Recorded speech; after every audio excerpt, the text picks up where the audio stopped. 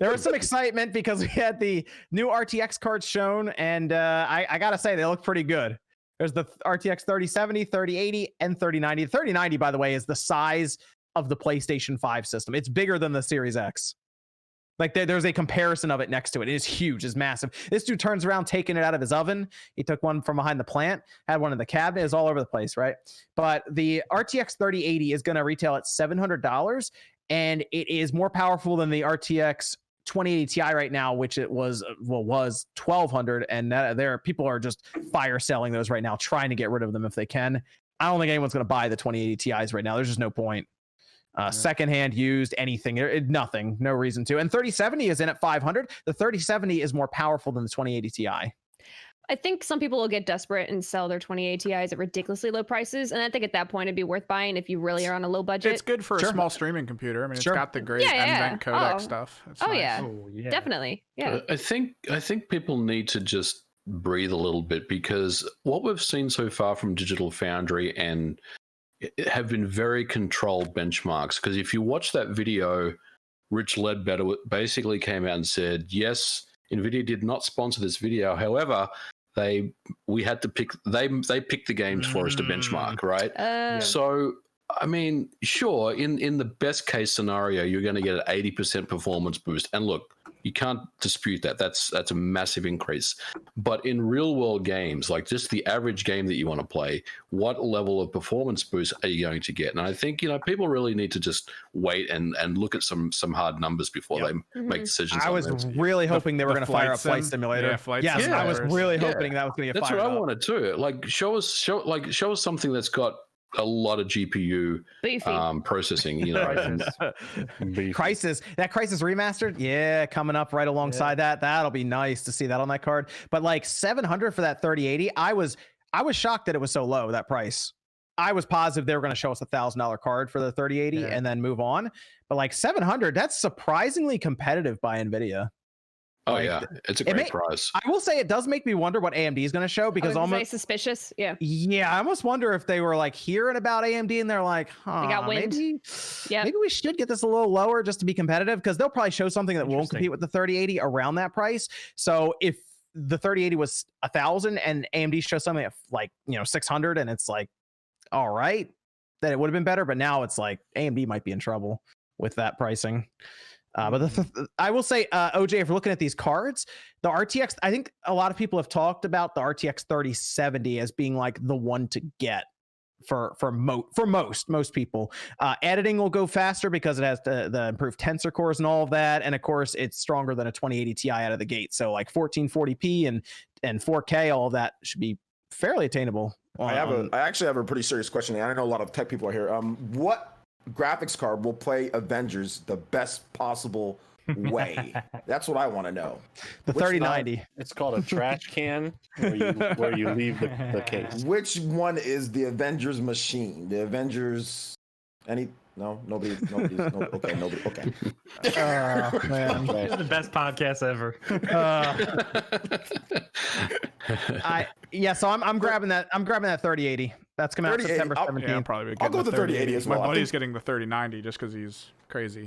I looked at that. I was like, it's not worth the memes. Like I thought about it. I was like, I asked him, I was like, what the hell are you going to play on it? And he went, nothing. I'm just bored. I went, okay. But the point of the 3090 is that they want to get 8K 60 out of it. And I'm like, I don't have anything that's 8K that I'd hook it up to right now. I'm still doing 1440 at high frame rate, but like now I'm noticing the 2070 Super MVG still, it's not hitting that 144 as much as I'd like. So I think this 3080 is going to get me there, and that's all I want. I want that 1440p, 144. I want it just locked against it. I want it like slammed hard against the 144, straight up. No worried about that. So yes, I'm grabbing 3080 looks good. 3080 looks really good for the price is really solid on the 3080 as well. It's pretty beefy. There've been a lot of talks around this versus next gen consoles, but you really can't compare them because this is just the video card. Like you can't compare them. You can't compare them. I agree, but you got to respect Nvidia for just walking in and just dropping a price. Oh sure. And saying, here we go. This is it. Right? Sony and Microsoft really just need to follow suit. How do we find out the prices for these 30 series cards before the consoles? Yeah. How did that happen? Tell me, man. I think like somebody said like the game of chicken, right? I think that's really what it comes down to. Like you can't price things too early because then they're going to undercut you. Sony has had a decades-long history of doing that and wrecking people for doing that. And, they did it to Sega, and that screwed Sega. Sony's completely destroyed Sega. So many over the generations. That's the real reason why one of the reasons why Sega isn't around is because of Sony. But like the Microsoft with the Xbox, that E3 that ruined everything for Microsoft. Yeah, but like Nvidia and AMD do that too. They'll usually announce their video cards like weeks before they come out with pricing and everything. But this time Nvidia just like walked up, dropped it all on the table, and was like, "All right, we're good." So like at this point, Sony or Microsoft just need to do the same thing. I think Sony's going to do it soon. I think they're going to announce their price first. And they have to. Time is running out. I think they might. I mean, there have been talks about them doing it this week coming up. But I heard these new things were making the PS5 and the Xbox Series X obsolete. No, because all right. So Evan and I know this completely because we dealt with it for a decade, over a decade, right? Right. You know this too, Sean, because we talked about this. People just don't want to use if they like PC gaming just isn't for everyone, right? Yeah. Okay. Yeah. Sean's computer will play most of the games that he has now better than every console he has in his house, but he does not play it on his PC. He just won't. He won't. Right? You're right. You could probably see your TV from your PC, or since you have two monitors, you could play something on your other monitor while you're playing a game, right? Oh yeah. But you don't play anything on your computer. No. I bought a game for my computer. I bought Sonic Lost World because it was like $4 for the game. What? And then I never played it. I don't know. Don't you have Game Pass? Dude, just playing any of the games on Game Pass on your PC? He needs to have Game Pass Ultimate. Do you have Game Pass Ultimate? No, I have Game Pass Ultimate. Dude, just go to Humble Bundle for 3 months. Dude, when Humble Bundle comes up, $350 on a Hasbro. 3 months limited. Oh gosh, all right. I the 3080. I'm on it. I'm on the 3080. I'm looking for it. What do you think, Jake? What you got? You getting a new video card this fall? I was dumb, and I kind of recently got a good deal on a 2080. Oh no, so... how good of a deal? Tell us a number. Oh no, don't say it out loud. Write it down. Then yeah, I got a good deal. Put it in chat so we can laugh at you. No, I don't want. No, the only thing I think is exciting is like I feel like if the numbers and the benchmarks once it releases prove to be what they are saying, I feel like graphics cards and this type of PC technology the past couple of years, it feels like when smartphones every year were getting insanely over the top every single year. Yep. Now we've kind of plateaued, but for right now with GPUs, it feels like the same thing in terms of price, accessibility, and the tech. It's like fucking awesome.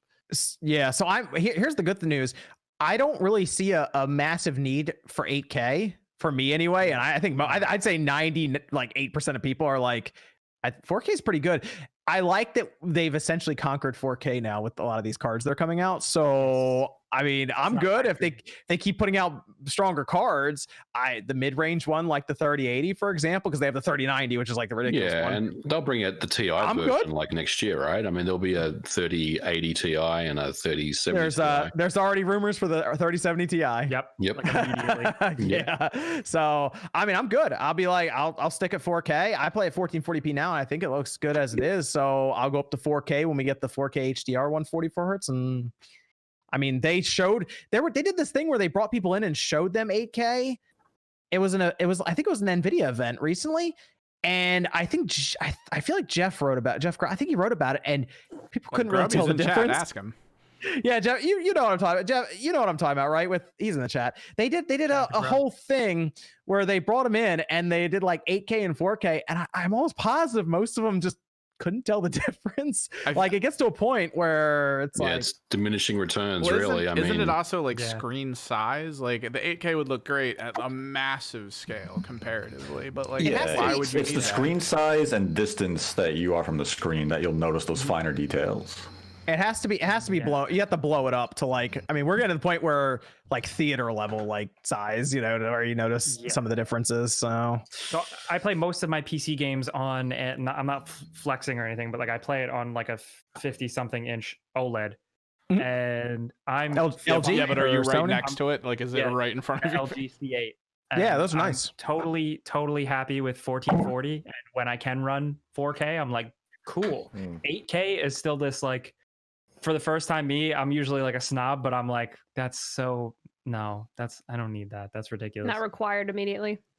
I don't think it's worth the frame rate dip because it's hard to run 8K, obviously. So I'd rather be very smooth, and I'm good with 4K. 3090 I just see for production. I'm like, cool, great for that's a good point. Movie editors, great. Yeah. Cool for stuff like that. Developers, but I mean, then you get streamers and stuff, and we're still like waiting for streaming tech to catch up so we can stream things to make them look better. Adobe kicked in like an update for newer Nvidia cards where it'll use like the tensor cores and everything to render fast. So like videos render super fast now on it. Oh, yeah. So MVG is going to go from a GTX 1080 to this 3080. Yep. Dude, that's massive. Yeah, dude, I was gonna say I always go back, like I always like leapfrog one iteration, so I kind of didn't really get on board with the 20 series because I didn't.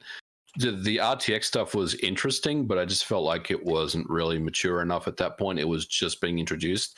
So yeah, I usually will just leapfrog a generation and get on to the next one. So yeah, I'm going to get a pretty good boost when I get the 3080. I think I had your card that you a while ago, and I was doing all the Newswave edits, and my buddy found a really good deal on a 2060, I think, and we just both bought them because I wanted the tensor cores. I wanted to see the rendering potential, and it cut it down by like a quarter to a half every episode in terms of render time. So it's going to be great with these 3080s.